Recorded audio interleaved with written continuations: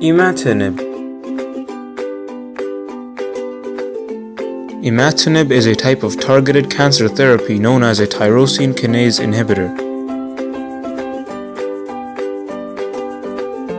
Its IUPAC name is 4,4-methyl-piperazine 1-eel-methyl N4-methyl-3,4-pyridine 3-eel pyrimidine 2-eel aminophenylbenzamide. Properties. It has a molecular formula of C29H31N7O. It has a molar mass of 493.603 grams per mole. Its trade name is Gleevec, and it has a half-life of 18 hours, meaning that's how long it takes for the amount of drug in our body to be reduced by 1/2. Its melting point is 226 degrees Celsius, and it is highly soluble in water. Uses.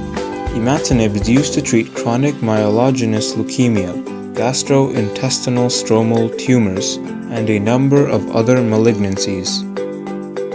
History. Imatinib was invented in the late 1990s by scientists at Ciba Geigy. The company later merged with Sandoz in 1996 to become Novartis. It was developed in a team led by biochemist Nicholas Leiden and included Elizabeth Buchdanger and Jörg Zimmermann. Its use to treat chronic myelogenous leukemia was driven by oncologist Brian Drucker of Oregon Health and Science University.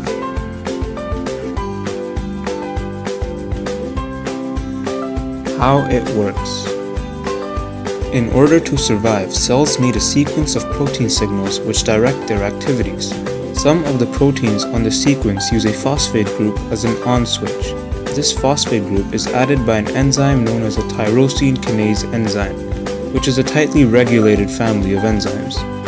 In healthy cells, these enzymes are turned on and off as needed.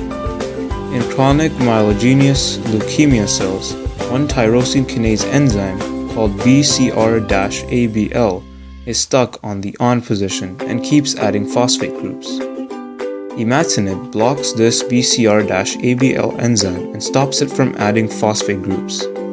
As a result, these cells stop growing and even die by a process of programmed cell death called apoptosis. Because the BCR-ABL tyrosine kinase enzyme exists only in cancer cells and not in healthy cells, Imatinib works as a form of targeted therapy, meaning that only cancer cells are killed through the drug's actions. In this regard, Imatinib was one of the first cancer therapies to show the potential for such targeted action. Risks. After a minor overdose, the patient may suffer from nausea, vomiting, diarrhea, rash, erythema, edema, swelling, fatigue, muscle spasms, thrombocytopenia, pancytopenia, abdominal pain, headache, and decreased appetite.